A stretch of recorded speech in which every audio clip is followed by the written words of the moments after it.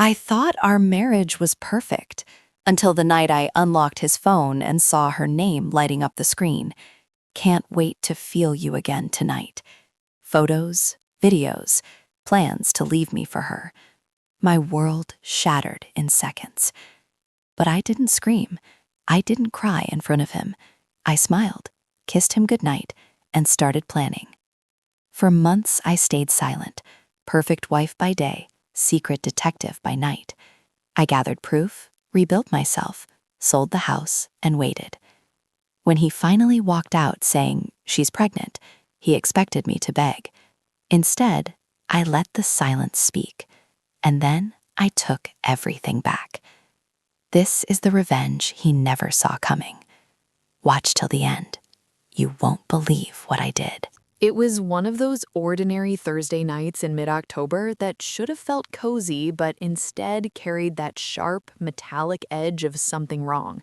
The kind of Chicago suburb rain that doesn't just fall, it punches the roof like it's angry at the world. Our two-story colonial on Maple Lane looked picture-perfect from the street. Warm porch light glowing, pumpkins still on the steps even though Halloween was weeks away, the faint smell of cinnamon from the candle I'd lit earlier. Inside, though, the air felt thick, like the house itself was holding its breath. Mark had texted at 6:47 p.m. "Running late again, big client pitch. Don't wait up, babe. Love you." Same message, different day. Third time that week. I'd stopped asking questions months ago because the answers always sounded rehearsed. Team drinks, brainstorming session, you know how it is. But tonight, the lie landed heavier. Maybe it was the rain. Maybe it was the way my stomach had been nodding for weeks.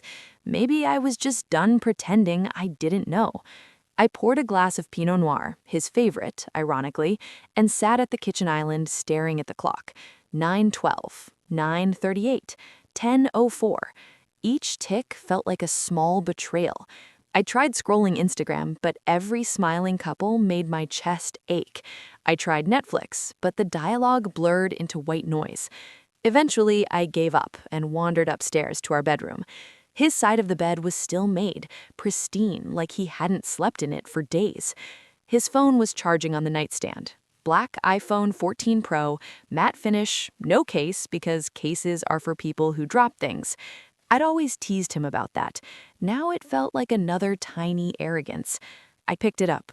The screen lit with the lock screen photo. Us at Lake Michigan last summer, his arm around my waist, both of us laughing into the wind. Our 10th anniversary trip.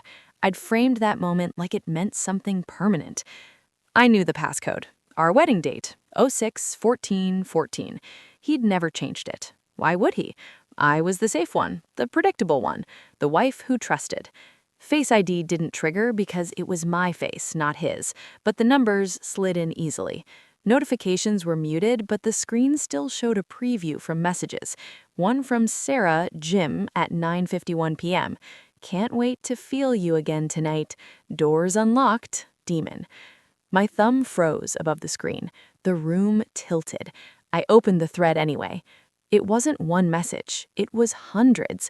Photos first. Her in black lace lingerie I'd never seen before, posing in what looked like a hotel bathroom mirror. Then him shirtless in the same bathroom, smirking at the camera. Voice notes. "Baby, you have no idea what you do to me." Explicit videos I couldn't bring myself to play, but the thumbnails were enough. Texts stacked like evidence. "You still love her?" "Not like I love you. She's just comfortable." "When are you telling her?" "Soon, after the holidays. Don't want to ruin Christmas for the family." "I want our own place. I want you every night." "I'm working on it, promise. You're my future." My knees buckled. I sat on the edge of the bed, phone trembling in my hands. The shower was running downstairs. He'd come home maybe 10 minutes ago, kissed my forehead, said "long day," and headed straight to clean up. I could smell his body wash drifting up the stairs, cedar and citrus, the same one he'd started wearing 6 months ago. I kept scrolling, numb, collecting fragments. Hotel receipts forwarded from his work email, a dinner reservation for 2 at Alinea, my favorite restaurant, the one we hadn't been to in years.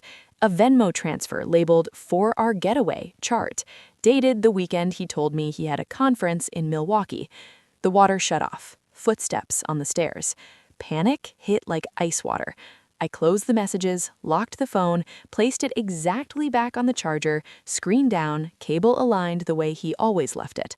I wiped my face with the sleeve of my hoodie, forced my breathing to slow.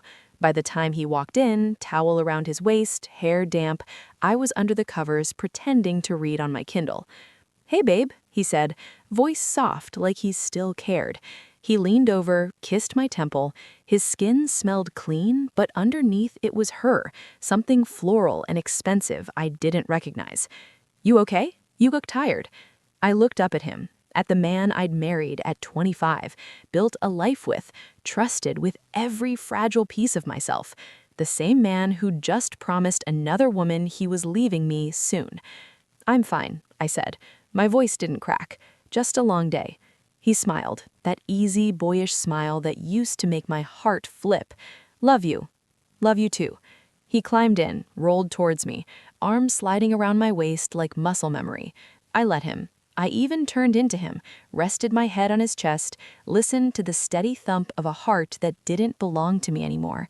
His breathing evened out within minutes. Asleep. Satisfied. Safe. I didn't sleep. I lay there in the dark, rain still drumming the roof, replaying every lie I'd swallowed over the past year. The girls' nights that weren't, the sudden interest in CrossFit, the way he'd started locking his office door when he took calls. Every small red flag I'd ignored because facing the truth would mean the end of the only life I'd known since college. But something else was growing under the pain. Not rage, not yet. Something colder, clearer. He thought he'd gotten away with it. He thought I was still the woman who cried over sad commercials, who forgave too easily, who believed "I love you" erased everything else.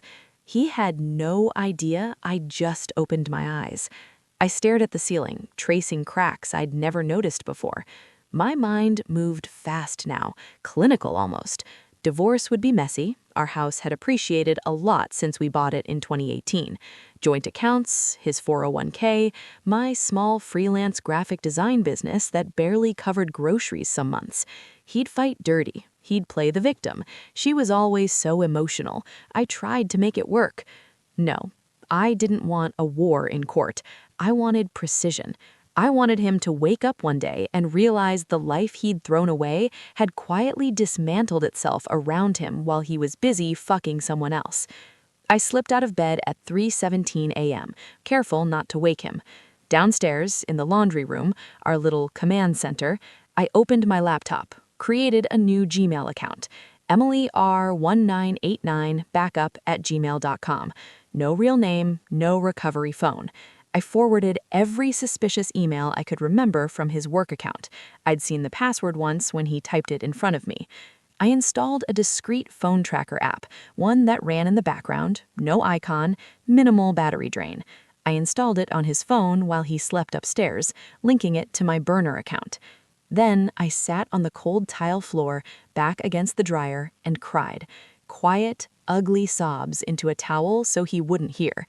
I cried for the girl who believed in forever, for the dreams we'd whispered about kids we never had, for the version of us that died somewhere between "I do" and "I can't wait to feel you again tonight." But when the tears stopped, I wiped my face and stood up. The rain had slowed to a drizzle. I went back upstairs, slid under the covers, and wrapped my arm around the man who'd betrayed me. Tomorrow I'd make pancakes. I'd smile when he kissed my cheek goodbye. I'd say, "Have a great day," like I meant it. And I'd start counting, one silent day at a time.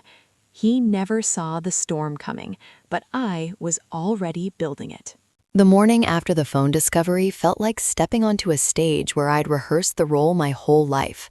Devoted wife, morning person, the woman who still believed in small acts of love fixing big problems.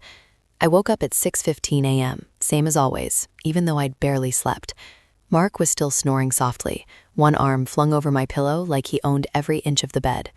I slipped out quietly, patted downstairs in my fuzzy socks, and started the coffee maker. The gurgle and hiss of it brewing felt obscenely normal. I decided on pancakes, from scratch, the kind with blueberries I'd frozen last summer because Mark loved them. I cracked eggs, measured flour, whisked buttermilk until my arm ached. Anything to keep my hands busy so they wouldn't shake. The kitchen smelled like vanilla and childhood, like Sundays when my mom used to make them for Dad before he left us. Irony tasted bitter that morning. Mark came down at 7:22, hair mussed, wearing the gray t-shirt I'd bought him for Father's Day, even though we never had kids. He yawned, stretched, and wrapped his arms around me from behind while I flipped the last batch. "Morning, beautiful," he murmured into my neck. His breath was warm, familiar. For one stupid second, I almost melted into him like I used to. Then I remembered the texts, the lingerie, the promise of our future. I stiffened just enough that he noticed. "You okay?" he asked, pulling back. I turned, smiled the smile I'd practiced in the bathroom mirror at 4 a.m. Soft, tired, believable. "Just didn't sleep great. Rain kept me up." He pressed my forehead. "Sorry, babe. Want me to stay home today? Play hooky?" My heart lurched. Part of me wanted to scream yes, confront him right there over blueberry pancakes, watch his face crumple when I recited every damning message. But the smarter part, the one that had spent the night Googling how to catch a cheating spouse without tipping them off, knew better. If I blew up now, he'd deny, gaslight, maybe even turn it around on me. "You're paranoid. You've been stressed. Maybe you need therapy." No, I needed time, evidence, leverage. "Nah," I said lightly. "You've got that big presentation, right? Go crush it." He grinned, relieved. "You're the best." He sat at the island, scrolled his phone while I plated breakfast. I watched him from the corner of my eye. He didn't check messages from Sarah. Not yet. Probably waiting until he was alone in the car. We ate in comfortable silence. At least, it looked comfortable. He complimented the pancakes 3 times. I thanked him like his approval still mattered. When he stood to leave, he pulled me close, kissed me deep, the way he used to when we were newlyweds. "Love you," he said against my lips. "Love you too," I answered. And I meant it in the past tense. The love was still there, somewhere under the wreckage, but it was bleeding out fast. The front door clicked shut. His car backed out of the driveway. I stood at the window and watched his taillights disappear around the corner. Then I sank onto the bar stool and let the tears come. Not loud sobs, just quiet, steady leaking. I cried for maybe 20 minutes until my eyes burned and my nose was raw. Then I wiped my face with a dish towel, drank the rest of my coffee cold, and got to work. First thing, his laptop. He'd left it charging on the dining table. No password. Arrogant bastard. I opened his browser in incognito. Lesson learned. Always check that first. History was clean, but I knew better. I opened his email. Work account first. Nothing obvious. Then his personal Gmail. Buried in the promotions tab. Receipts from hotels, flower deliveries to an address in Naperville that wasn't ours, a confirmation for couples massages at a spa we'd never visited together. I screenshotted everything, sent it to my new burner Gmail, deleted the browser history, closed the laptop exactly as I'd found it. Next, the app. The tracker I'd installed on his phone last night was already feeding data to my secret dashboard. Location pings. It showed him heading straight to the office downtown. No detours. Yet. I spent the rest of the morning building what I started calling my war folder, a Google Drive folder named Taxes 2023, because if he ever snooped, that's what he'd see. Inside, subfolders labeled by month. Screenshots, timestamps. A running Word doc titled Timeline where I logged every lie. October 10 said late meeting until 11 p.m. Phone pinged at Residence Inn, Schaumburg, 9:45 p.m. to 1:12 a.m. October 12, gym with coworkers. Location, Sarah's apartment complex in Lincoln Park. October 17th, tonight, client dinner. Same hotel receipt pattern. I cried again while typing. Not because it hurt more the second time, but because seeing it in black and white made it real. Undeniable. My marriage wasn't dying, it was already dead. I'd just been sleeping next to the corpse. By noon, I'd showered, put on real clothes, jeans, soft sweater, the kind of outfit that said, "I'm fine," and driven to Target. Not for revenge shopping, yet. For practical things. A small external hard drive, noise-canceling headphones so I could listen to podcasts about infidelity without him overhearing, a new journal with a lock because sometimes I needed to write the ugly thoughts without risk.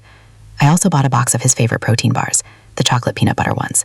I left them on the counter with a Post-it. "For your long days, heart." When he came home that night, he saw them, smiled, kissed me again. "You're too good to me," he said. I smiled back. I try. That night we watched a movie on the couch. He pulled me into his lab like old times. I let him. I even laughed at his jokes. When he started kissing my neck, I didn't push him away. I closed my eyes and let my body respond on autopilot while my mind stayed miles away, cataloging every touch as evidence of how easily he could flip the switch between me and her.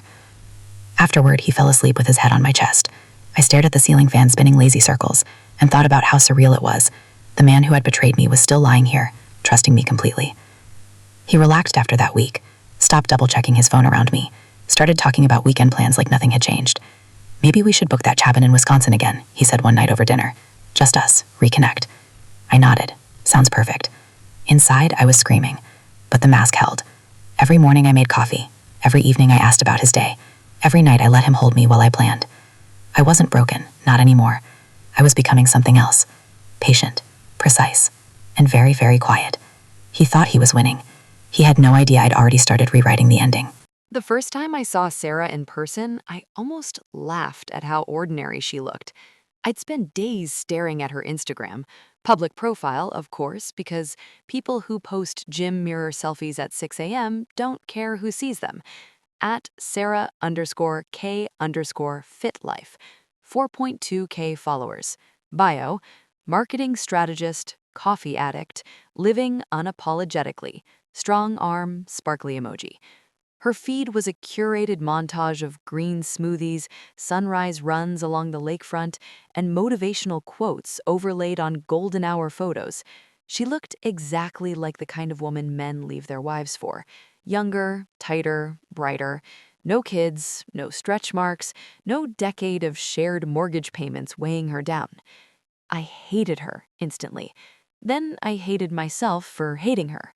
She wasn't the villain, she was just the shiny new toy. The real villain slept next to me every night and still kissed me goodbye like it meant something. I needed to see her up close. Not to confront her, not yet. I needed to know if the fantasy in my head matched reality. So I did what any quietly unraveling wife would do. I joined her gym. Not the bougie downtown one where Mark worked out sometimes, the mid-tier chain in Lincoln Park where she checked in religiously. Same time slot every Tuesday and Thursday, 7:15 a.m. I'd seen the geotags. I signed up online the night before, used a guest passcode from a friend who lived nearby, and showed up at 7:10 wearing brand new black leggings and a loose tank that said, "Sweat now, shine later." My hair was in a high ponytail, minimal makeup. I looked like I belonged. The place smelled like rubber mats and ambition. Pop music thumped through the speakers, some remix of a song I vaguely recognized from TikTok. I grabbed a treadmill in the back row, close enough to watch the entrance without being obvious. My heart hammered harder than it should have for someone just walking on a belt. She walked in at 7:18. Leggings the color of Merlot, cropped hoodie unzipped just enough to show the sports bra underneath. Blonde hair in a messy bun, AirPods in, water bottle with motivational time markers on the side. She scanned the room like she owned it, gave a little wave to the front desk girl, then headed straight for the free weights. I increased my incline, watched her in the mirror. She was shorter than her photos suggested, maybe 5'4", cute freckles across her nose, the kind of body that came from discipline, not genetics. She loaded a barbell with plates I'd never touched, did perfect deadlifts, form textbook. Every rep looked effortless. I hated how impressive she was. After 20 minutes, she moved to the squat rack. That's when she noticed me staring a beat too long. Our eyes met in the mirror. She smiled, polite, confused, the smile you give someone you think you might know from somewhere. I looked away fast, cheeks burning. Amateur mistake. She finished her set, wiped down the bar, and walked toward the water fountain near my treadmill. I slowed my pace to a walk, pretending to catch my breath. "Hey," she said, voice bright and a little breathless. "Aren't you Mark's wife?" The question hit like a slap. Casual, friendly, like we were old acquaintances bumping into each other at a coffee shop. I turned slowly, forced the corners of my mouth up. "Yeah, Emily, small world." "Sarah." She extended her hand like we were meeting at a networking event. I shook it. Her grip was firm, confident. Mine was clammy. "Nice to meet you in person," I said. My voice sounded steadier than I felt. "He talks about the team a lot." She laughed, light, musical. "He's a good boss, always pushing us to do better." Boss, right. The man who signs her paychecks is also the one sending her dick pics at 2 a.m. We stood there awkwardly for a second. She sipped her water. I pretended to adjust my ponytail. "You come here often?" she asked. "Trying to get back into it," I lied. "Life's been busy." She nodded sympathetically. "I get it. Work, relationships, trying to stay sane. It's a lot." Relationships, plural. The word hung between us like smoke. Yeah, it really is. Another beat of silence, then she tilted her head. Hey, if you ever want to work out, buddy, I'm here Tuesdays and Thursdays. No pressure. The offer was so innocent it almost hurt. She didn't know I knew she knew. Or maybe she did, and this was her way of testing the waters, seeing if the wife was clueless or complicit. I might take you up on that. Thanks. She smiled again, genuine this time, or at least practiced well enough to look genuine, and headed toward the locker room. I watched her go, the sway of her hips, the confidence in her stride. She had no idea she'd just shaken hands with the woman whose life she was helping dismantle. I stayed on the treadmill another 10 minutes, walking at a crawl, processing. My chest felt tight, not from cardio, from rage, from grief, from the surreal realization that the other woman wasn't some faceless homewrecker. She was real. She had a laugh, a favorite water bottle, a job she was good at. She probably cried at dog videos and stressed about deadlines like the rest of us. And Mark had chosen her. I left the gym before she came out of the showers, drove home with the windows down, cold October air blasting my face until my eyes watered. When I got inside, Mark's car was already in the driveway. He'd taken a half day or something. He was in the kitchen making a protein shake. Hey, babe, he called. How was the gym? I dropped my bag by the door, walked over, kissed his cheek like nothing had happened. Great, I said. Ran into someone from your office, Sarah. His blender stopped mid-whir, just for a second. Then he smiled, too wide, too quick. Oh yeah? Small world. Yeah, I echoed. Small world. He turned back to his shake. She's cool, good at her job. I bet, I said softly. That night, he was extra attentive. Made dinner, rubbed my shoulders while we watched TV, told me I looked beautiful in my workout clothes. I let him. I even thanked him. But in my head, I was replaying the handshake, the freckles, the way she said relationships like it was no big deal. I added a new section to my war folder that night. Sarah, observations. Height, about 5'4". Gym routine, disciplined, consistent. Personality, confident, friendly, performative. Knows I exist, knows I know I exist. Wears the necklace he gave me on our 10th anniversary in her latest story, posted 3 hours ago. I stared at the photo I'd screenshotted from her Instagram, the same rose gold chain with the tiny diamond heart, the one he'd picked out with me in the store, whispering how it reminded me of my eyes. She was wearing it like a trophy. I closed the laptop, lay in the dark next to him while he snored. And for the first time since I found the messages, the tears didn't come. Instead, something colder settled in my chest. Not hate, not yet. Clarity. Sarah wasn't the enemy, she was collateral. Mark was the target. And now I'd seen his future wife up close. She smiled like she'd already won. She had no idea the game had just started. Mark started slipping faster than I expected. Not the big, dramatic kind of slip where he confesses everything in a tearful midnight meltdown. No, it was the small, careless things, the kind that happen when someone thinks they're untouchable. It began with the laptop. He'd always been paranoid about leaving it open, closing tabs the second I walked into the room. But one Saturday morning in early November, he was hungover from a team happy hour that had run until 2 a.m. He stumbled downstairs in boxers and that same gray t-shirt, made a beeline for the coffee, and left the MacBook sitting on the kitchen table, lid half open, screen glowing like an invitation. I waited until he was in the shower, hot water running loud enough to cover keyboard clicks, then sat down. No password. Again. Arrogance or laziness? Probably both. His email was open in the background. Work inbox first, nothing new. Then I clicked into his personal Gmail. There it was, a thread with Sarah from the night before, timestamped 1:47 a.m. Subject, our future. He'd written, I can't keep doing this half in, half out thing. You deserve more. I'm going to talk to Emily after Thanksgiving. Clean break. Then it's just us. I already looked at rings. Something bigger than the one she has. You'd look so fucking perfect with it. Attached, A screenshot from a jeweler site, a 3-carat cushion-cut solitaire, platinum band, $18,500. Bigger than mine, flashier, the kind of ring that screams upgrade. My stomach twisted so hard I tasted bile.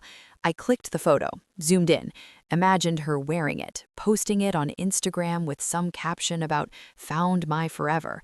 I saved the screenshot, forwarded it to my burner Gmail, closed the tab, wiped my fingerprints off the trackpad, even though that was ridiculous.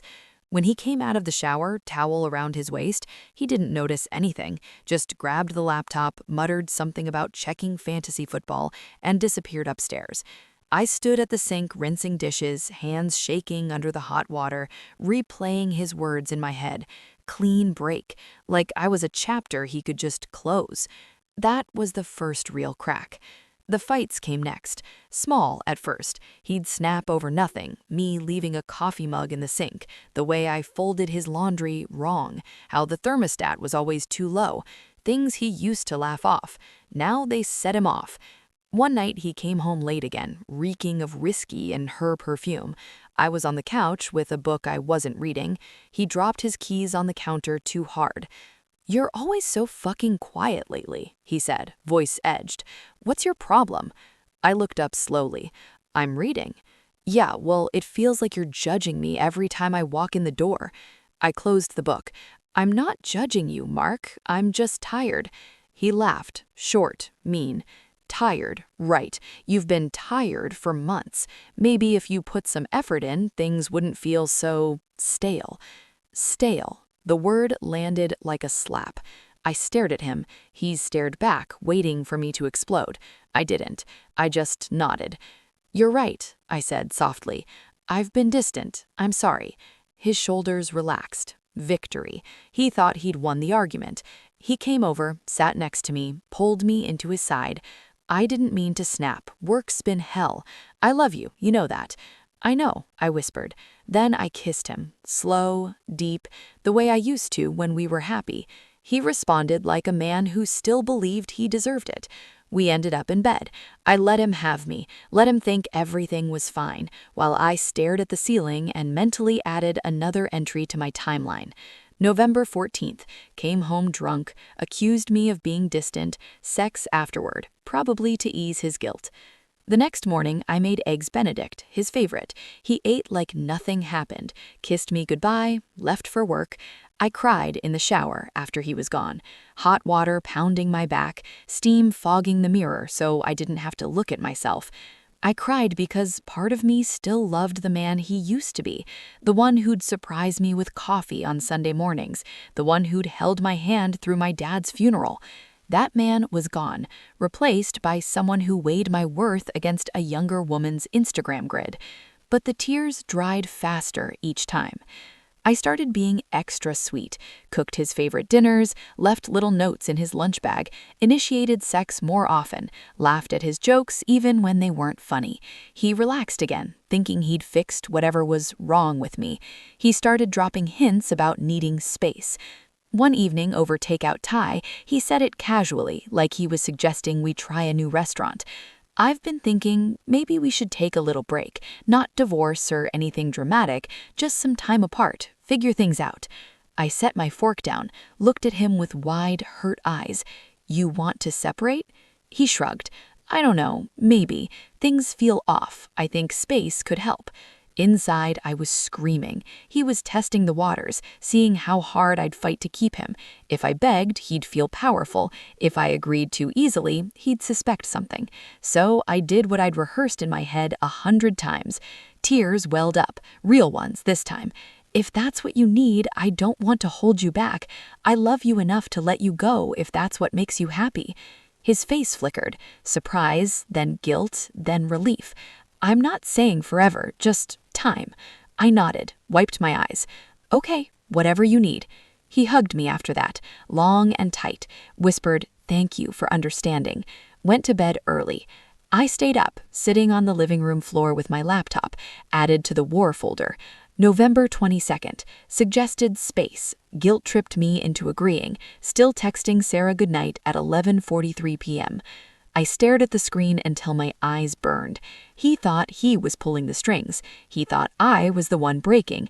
But every time he pulled away, I got stronger. Every lie he told made my plan sharper. Every time he touched me like I was still his, I reminded myself, this is temporary. I wasn't crumbling, I was fortifying, and the fortress was almost ready. He'd never see the walls closing in, but they were. My late November, the mask was second nature. I wore it like armor. Soft smiles, gentle questions about his day, the occasional "I miss us" whispered at just the right moment to keep his guilt simmering without boiling over. Mark was eating it up.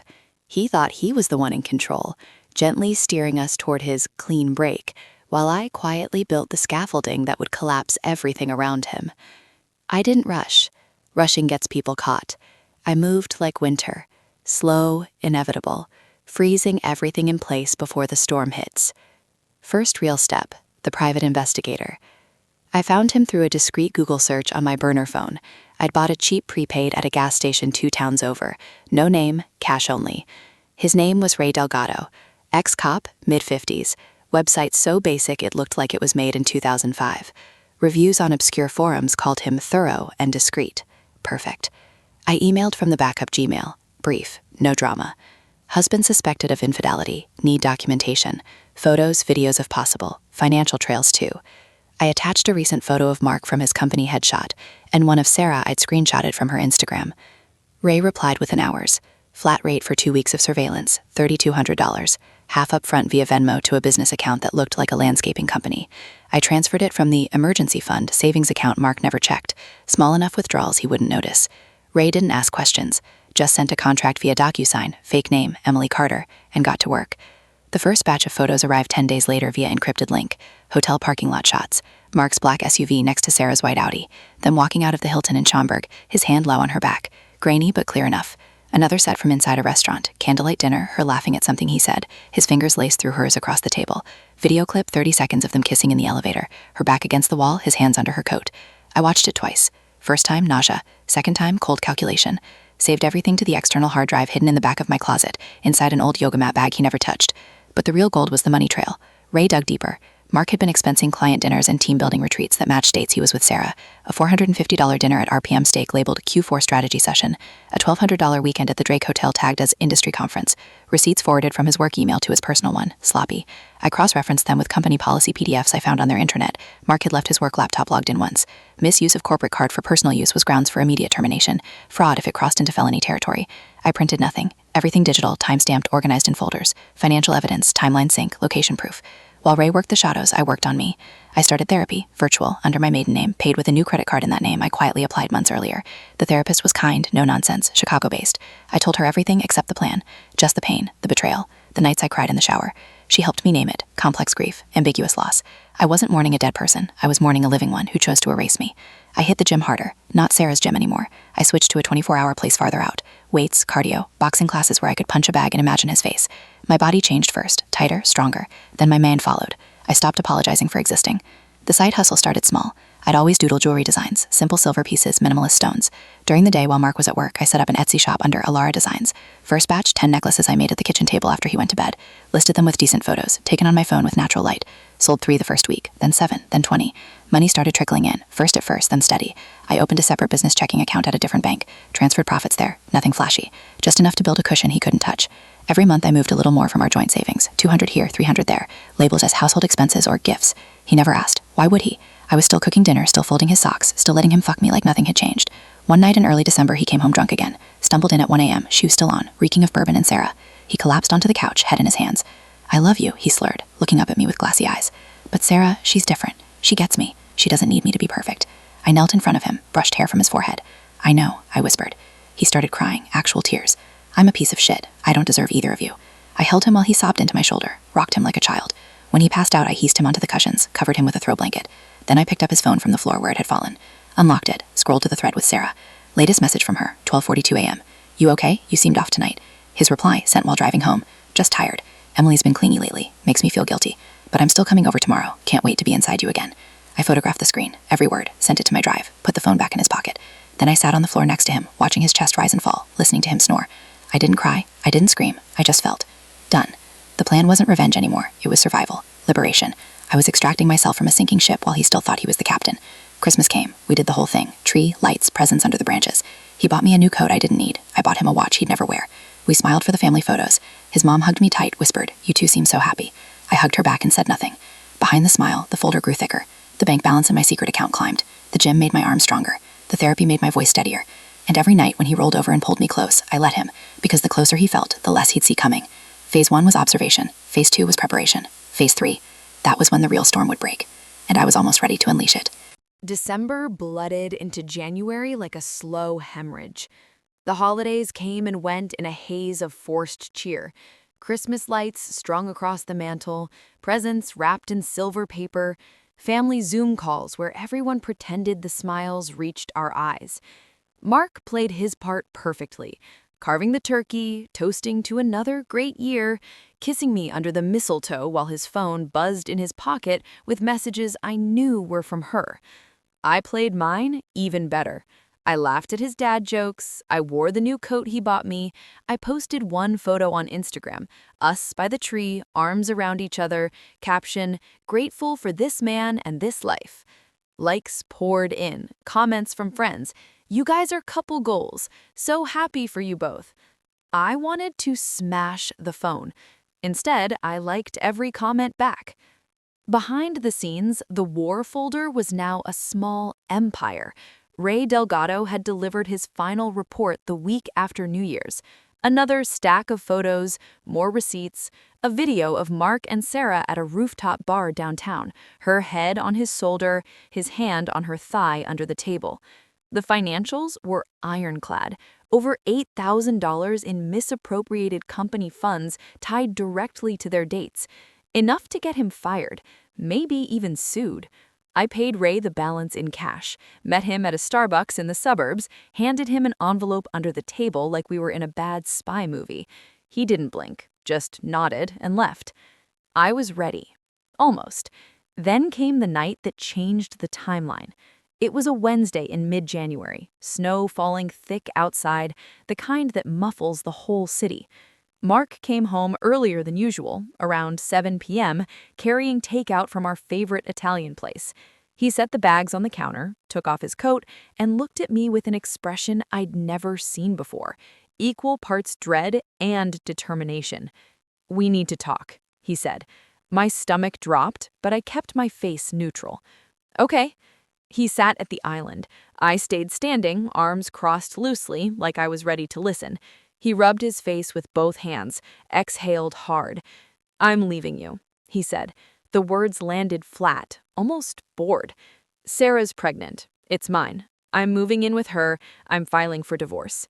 He waited for the explosion, for tears, for begging, for anything that would make him feel like the wronged party who'd tried to do the right thing. I didn't give it to him.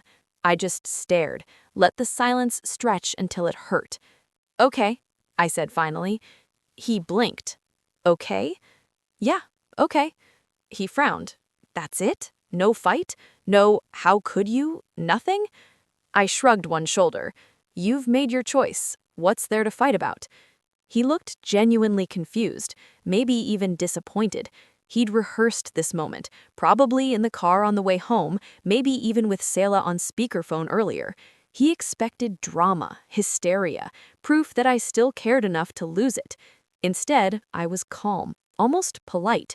"You're not upset?" he asked. "I'm devastated." And it wasn't a lie. The words tasted like ash. "But I'm not going to beg you to stay. If this is what you want, her, the baby, the new life, then go." He stood up, paced a little. "I didn't want it to end like this. I thought we'd, I don't know, have a big talk, cry, something." I almost laughed. Almost. "You want me to cry for you?" "No, I just—" He stopped, ran his hand through his hair. "I'm sorry, Em. I really am." I nodded slowly. "I know." He looked at me like I was a stranger. Maybe I was. "I'll pack a bag tonight, stay at a hotel for a few days until I can get my stuff out. We can figure out the house and money later, lawyers and all that." "Sounds fine," I said. He hesitated. "You sure you're okay?"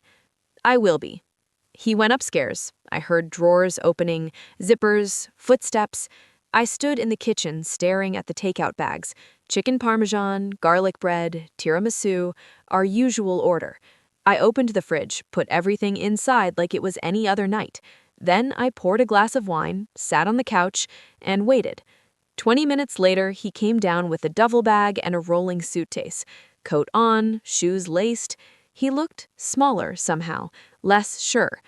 "He'll call me tomorrow, about everything," he said from the doorway. I nodded. "Drive safe, it's snowing." He lingered a second, like he wanted me to stop him. I didn't. The door closed, the lock clicked, his car started. Taillights disappeared down the snowy street. I waited another 5 minutes to make sure he was really gone. Then I laughed. Not loud, not hysterical, just a quiet, broken sound that started in my chest and escaped through my lips. It tasted like salt and relief. I laughed until tears ran down my face, until my sides hurt, until the sound turned into something closer to sobbing. Then I wiped my eyes, finished the wine, and opened my laptop. Phase 1, complete. He thought he'd dropped the bomb. He had no idea I'd already diffused it and replaced it with something bigger. I texted my lawyer, the one I'd quietly consulted 2 months earlier. He just left, said he's moving in with his pregnant girlfriend. Proceed with filing. Her reply came fast. "Got it. Papers drafted. We'll serve him next week. Stay calm. You're in a strong position." I closed the laptop, walked upstairs to my bedroom. His side of the closet was half empty now, hangers swinging gently. I sat on the bed, stared at the empty space where his suitcase used to sit. For the first time in months, I breathed without pain. He thought he'd shatter. Instead, I handed him the rope, and he tied the noose himself. The next morning, I woke up alone. No snoring, no arms slung over me, just quiet. Snow still falling outside the window. I made coffee, drank it black, sat at the island, and looked around the house we'd built together. It didn't feel like home anymore. It felt like a crime scene, and I was the detective who'd finally cracked the case. I smiled, small, real. He never saw it coming, but I did. And the best part? The game was not over.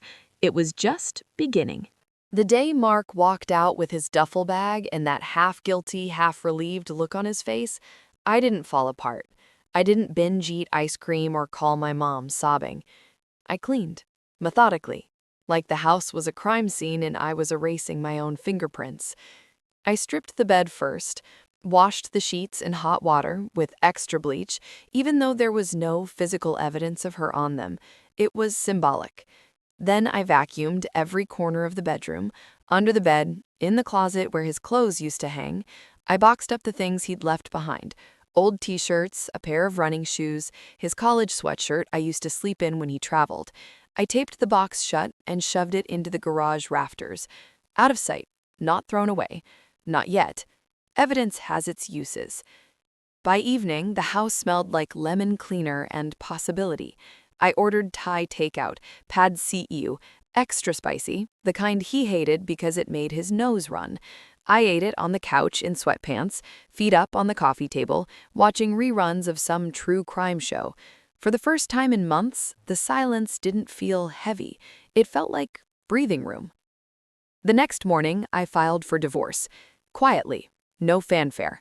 My lawyer, a sharp woman named Lauren who specialized in high-conflict cases, had the papers ready. We met virtually, over coffee. She walked me through it. Irreconcilable differences, no-fault state, request for full financial disclosure. I told her about the PI evidence, the company fraud. She raised an eyebrow. "That's leverage. We'll hold it until we need it. Don't lead with the nuke. Start with the paperwork." I nodded. "I want it clean, fast, but fair." She smiled. "Fair is subjective, but we'll make sure he feels every penny." Papers were filed that afternoon. Summonses would be served within the week. I didn't tell anyone yet. Not friends, not family. Let the news trickle out naturally. Mark moved in with Sarah the next day. I knew because he posted it. A subtle Instagram story, a photo of a coffee mug that said, "World's best dad to be," next to hers that said, "Mom life loading." Caption, "New chapter starting soon." No tag, but the geotag was Lincoln Park, her building. I screenshotted it, added to the folder. Then, from my real account, I liked the story, added a heart emoji reaction. Nothing more, just enough to keep him wondering if I was really as okay as I seemed. Friends started texting. "Heard Mark moved out? You okay?" I replied the same to everyone. "We're separating amicably, taking time to figure things out, appreciate the love." No drama, no details. They filled in the blanks themselves. Probably thought we'd grown apart, midlife crisis, the usual. A few dropped off wine and flowers. I thanked them, hugged them, cried just enough to sell it. Inside, I was calm, detached, watching the dominoes I'd set up start to tip. Meanwhile, the anonymous tips began.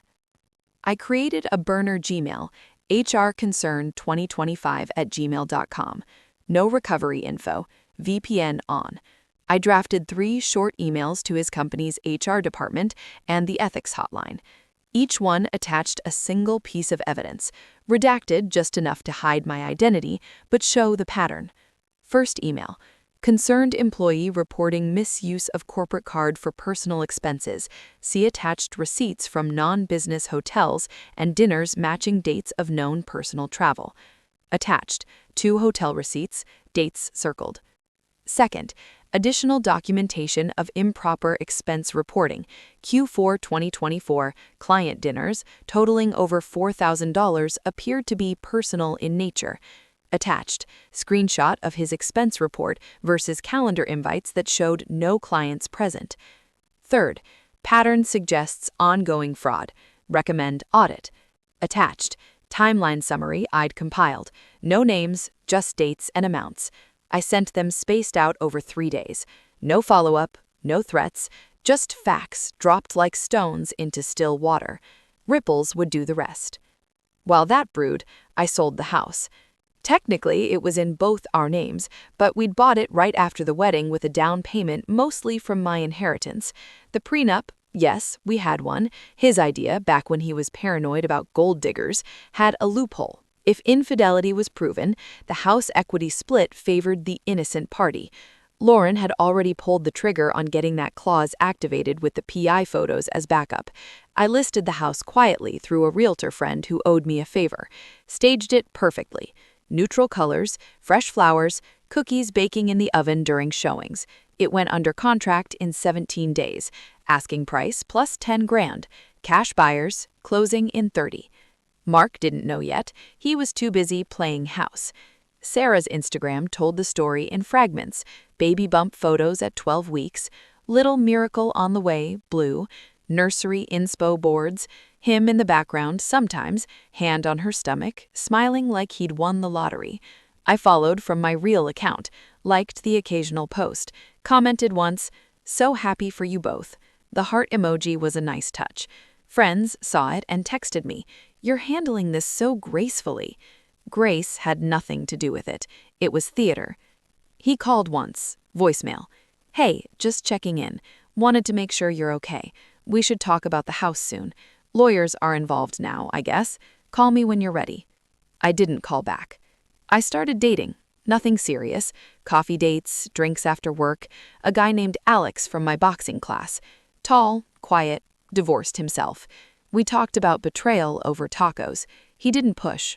I liked that. For the first time in years, I felt seen without being owned. The slow burn was working. HR called Mark in for a routine audit 3 weeks after the tips. He texted me that night, first time since he left. "Mark, they're looking into my expenses, some anonymous complaint. You know anything about this?" Me. "No idea. Hope it works out." He didn't reply. I poured another glass of wine, smiled at the empty side of the bed. He thought he'd left me broken. He thought he'd upgraded. But the house was selling, the job was cracking, the girlfriend was nesting in a fantasy he couldn't afford much longer, and I was just getting started. The burn was slow, but it was hot, and it was only going to get hotter. The first real domino tipped on a gray Tuesday in late February. Mark's company HR called him into a conference room at 10:17 a.m.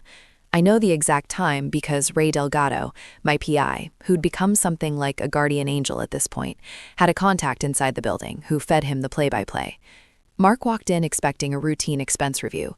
He walked out 37 minutes later with his access badge deactivated, a cardboard box of desk junk in his arms, and security escorting him to the elevator like he was a shoplifter caught red-handed. Misappropriation of funds. That was the official line in the termination email Lauren forwarded to me later that afternoon. They'd found enough, thanks to my anonymous tips and Ray's photos, to justify immediate dismissal without severance. No criminal charges yet, but the door was wide open if they decided to push it. His corporate card was frozen, his email shut down. His LinkedIn profile would soon show the classic open to work banner, except no one in marketing wants to hire a guy who used client dinners to wine and dine his side piece. I was at the condo closing when the news hit. New place downtown, smaller, modern, floor-to-ceiling windows overlooking the river. All cash offer from the house sale had closed the week before. Mark's name wasn't even on the paperwork.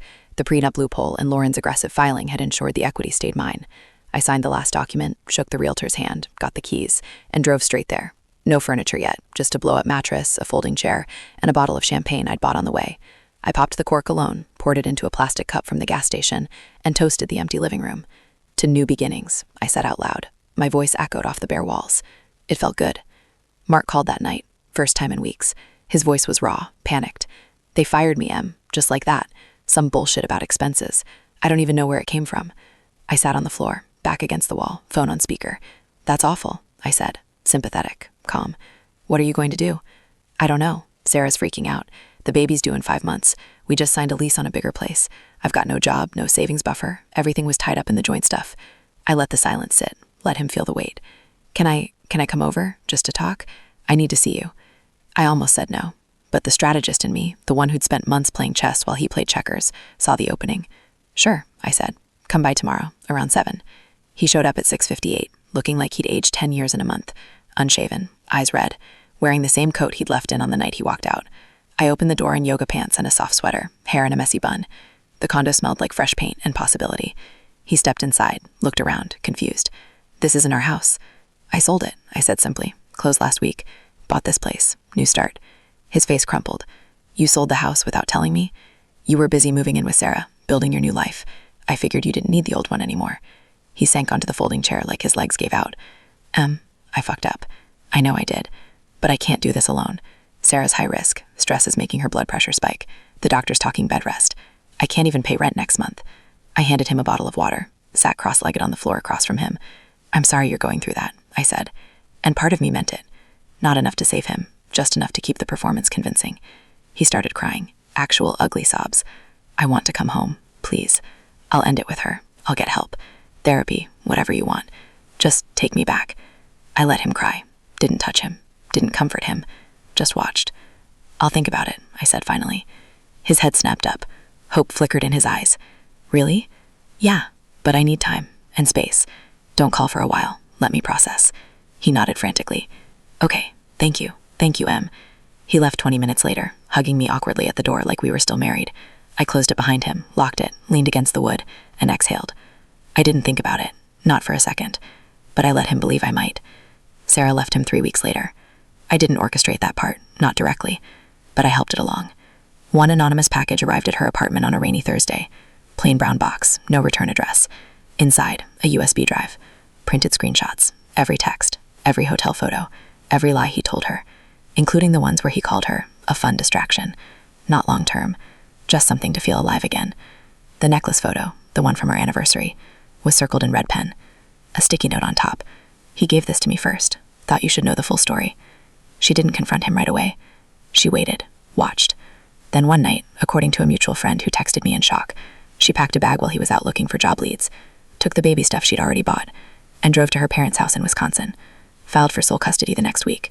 Told him she couldn't raise a child with someone who lied about everything. Mark spiraled after that. Drinking, sleeping on friends' couches, blowing through what little savings he had left on cheap motels. He texted me drunk at 2 a.m. more than once. I miss you. I'm nothing without you. Please. I never answered.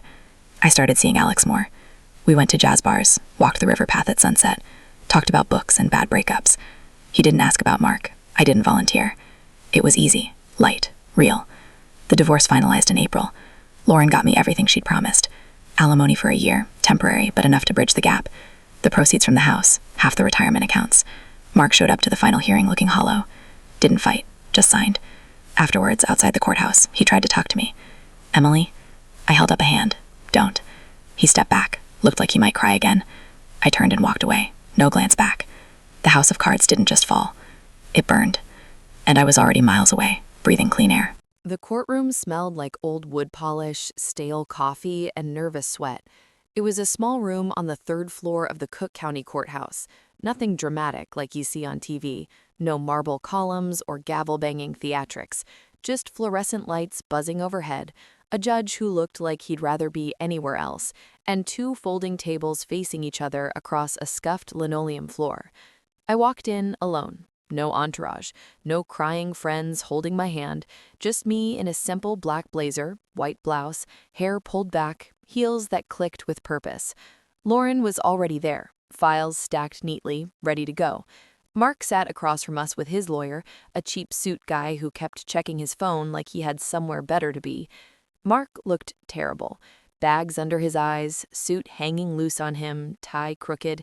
He tried to catch my gaze when I sat down. I didn't give it to him. The judge called the case. Dissolution of marriage, Emily versus Mark Thompson. Lauren stood first, voice calm and clipped. Your Honor, we're here on a contested dissolution with prenuptial considerations.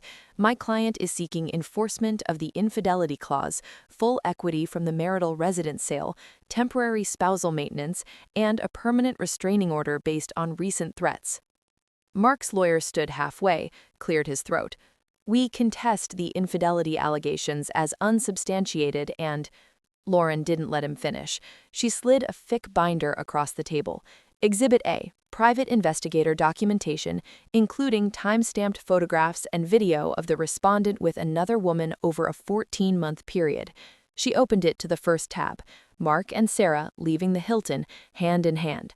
The judge glanced down, eyebrows rising slightly. Exhibit B, text message threads recovered from the respondent's phone, detailing plans to leave the petitioner, promises of engagement, and derogatory comments about the marriage. She flipped to printed screenshots, his words in black and white. She's just comfortable. Sarah's my future. I'll leave after the holidays.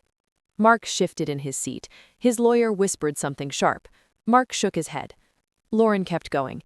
Exhibit C, financial records showing misuse of corporate funds for personal expenses tied directly to the affair, over $8,400 documented. The respondent was terminated from his position as a result. The judge leaned forward. Mr. Thompson, do you have anything to add before we proceed? Mark's lawyer tried again. These are private matters, Your Honor. The prenup clause requires clear and convincing evidence of adultery and… Lauren cut in smoothly. We have clear and convincing, and we have more. She placed another folder down. Exhibit D, threatening voicemails left on my client's phone after the respondent learned of the house sale. You'll regret this. I'll make sure you have nothing. Time-stamped and preserved. The judge looked at Mark. Anything? Mark stared at the table. His voice came out small. I was upset. I didn't mean it like that. The judge nodded once. Noted. He turned to me. Mrs. Thompson, anything you'd like to say? I stood slowly, looked straight at the judge, not at Mark. I just want this to be over. I built a life with him for 10 years. I trusted him. He chose to break that trust repeatedly. I'm not asking for more than what's fair. I just want to walk away clean. The judge studied me for a long moment. Then he turned to Mark's side. Anything else? Mark's lawyer shook his head. Mark didn't speak. 20 minutes later, it was done. The judge ruled in my favor. Full proceeds from the house sale, temporary alimony for 12 months, the restraining order granted. Mark couldn't come within 500 feet of me or my new condo. No appeal window unless new evidence surfaced, which it wouldn't. Outside the courthouse, spring rain was spitting. Mark waited on the steps, coat collar up, looking like a man who'd lost everything in one roll of the dice. He stepped towards me as I came down. Emily. I stopped, held up a hand. Don't. He swallowed hard. Can we just talk? 5 minutes, please. I looked at him, really looked. The man I'd loved once was gone. In his place was someone smaller, scared, unraveling. "No," I said. "We're done talking." He reached out like he might touch my arm. I stepped back. "The order's in place. You come near me again, I call the police." His face crumpled. "I lost my job. Sarah left, took the baby. I've got nothing left." I didn't flinch. "You made choices, Mark. Every single one." He stared at me like he was seeing me for the first time. "Who are you?" I almost smiled. "The woman you thought you broke." I turned and walked away. No dramatic run, no tears, just steady steps through the rain to where Alex waited in his car 2 blocks over. He didn't ask questions when I slid into the passenger seat, wet hair dripping, just handed me a towel from the back seat and drove. But the real final act wasn't the courtroom. It was the package. I'd mailed it the day before the hearing, plain brown box, no return address, delivered to Sarah's parents' house in Wisconsin. Inside, the USB drive with every file, every text, every photo, every email where Mark had mocked her too, called her a phase, good for now, not wife material. The necklace photo circled again, a single typed note on top. "He lied to both of us. You deserve the truth. Take care of yourself and the baby." She opened it 3 days after he lost the job. According to a friend of a friend who still followed her on social media, she cried for hours. Then she blocked him everywhere, changed her number, filed for full custody and a protective order of her own, moved back in with her parents permanently, posted one story, a black square with white text. "Sometimes the hardest truth sets you free. Broken heart." Mark tried calling me that night. Blocked number. Voicemail after voicemail. I listened to the first one, slurred, desperate, then deleted the rest without listening. Blocked the number, blocked the next, and the next. 2 weeks later, Lauren sent the final decree. Signed, sealed, delivered. I framed the page, not the decree itself, but the single line at the bottom. Dissolution granted. Petitioner awarded as requested. I hung it in my office, right above my desk where I now ran Alera Designs full-time. Business had tripled since the divorce. I had employees now, a small team, a waiting list for custom pieces. Mark was alone, couch surfing, working odd jobs, Uber, DoorDash, whatever paid quick. Last I heard through the grapevine, he was living in a studio above a bar in Wicker Park, drinking too much, posting vague sad boy memes on Facebook before someone reported them. I don't check anymore. I don't need to. The final reveal wasn't loud. No explosions, no public shaming, just quiet, surgical truth dropped into the lives he tried to control. He never saw it coming, but when the last card fell, he felt every piece. And I was already on the other side of the table, free, whole, unbreakable. 2 years have passed since the courtroom door clicked shut behind me and I walked out into that spitting April rain. 2 years since I told Mark don't and kept walking without looking back. Sometimes it feels like a lifetime. Sometimes it feels like yesterday. Either way, the woman who used to cry in the shower every night is gone. I don't miss her. I live in the same downtown condo, now fully furnished, walls painted soft sage green, plants everywhere because I finally have time to keep things alive. Floor-to-ceiling windows catch the sunrise over the Chicago River every morning. I wake up to light instead of dread. No more tiptoeing around someone else's mood. No more scanning his phone while he sleeps. Just coffee brewing, soft jazz from the speaker, and the quiet hum of a life that belongs to me. Alara Designs isn't a side hustle anymore. It's a small business with a team of 4, 2 jewelers, a photographer, and a marketing girl who's scary good at TikTok. We moved out of my spare bedroom into a light-filled studio in West Loop last year. Orders come from all over the country now. Custom pieces for engagements, anniversaries, divorce gifts, my favorite category, though I don't advertise it that way. I still design every new collection myself. There's something healing about turning raw metal and stone into something beautiful after someone tried to break you into pieces. The money's good, not rich, but steady, enough to travel when I want, enough to send my mom on that cruise she always talked about, enough to donate to the women's shelter downtown without blinking. I don't flash it. I don't need to prove anything to anyone. The proof is in the quiet. Bills paid on time, savings growing, no one else's debt hanging over my head. Friends say I'm glowing. They're not wrong.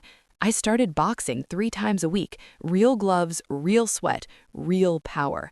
My arms have definition now. My shoulders sit back. When I walk into a room, people notice. Not because I'm trying to be noticed, because I stopped shrinking. Dating happened slowly. Alex was the first real one after the divorce. We lasted 8 months. Long walks, late night talks, sex that felt like connection instead of performance.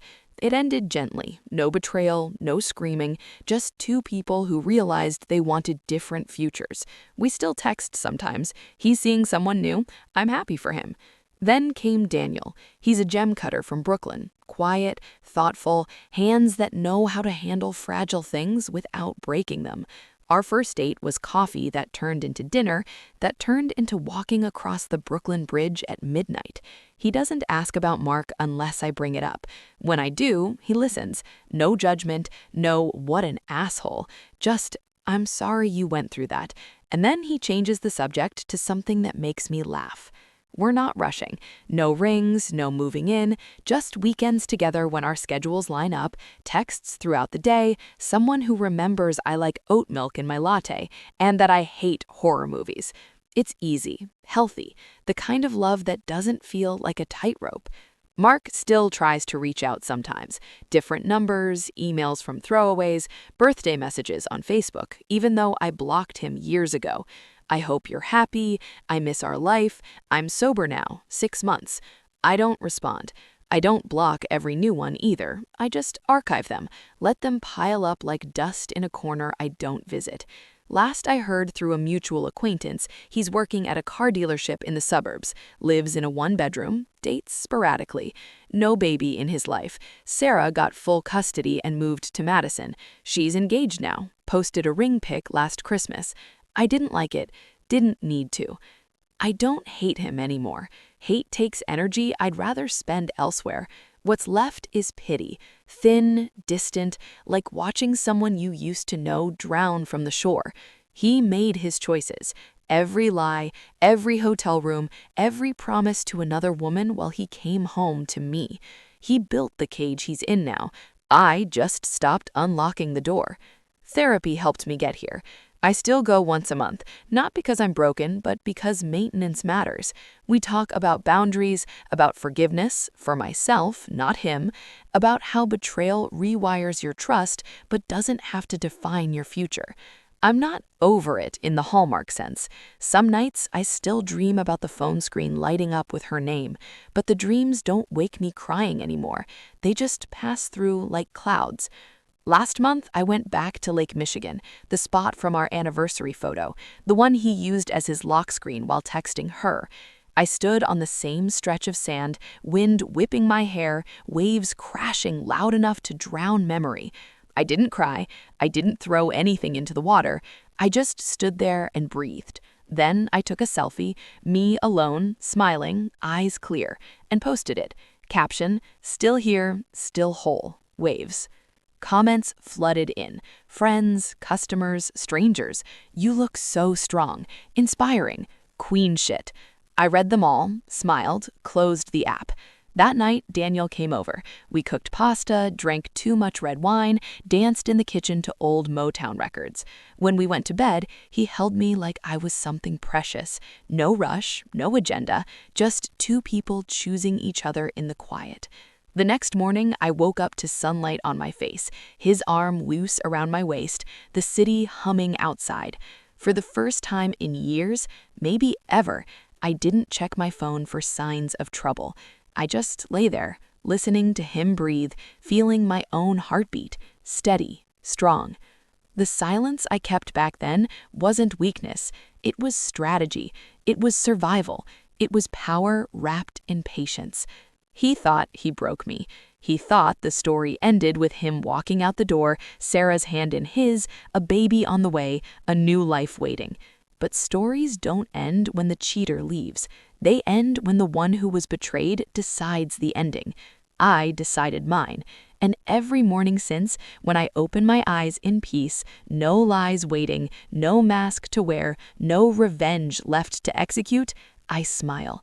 Not because I won, because I chose to live. And he never saw that coming. But I did. One silent, careful step at a time.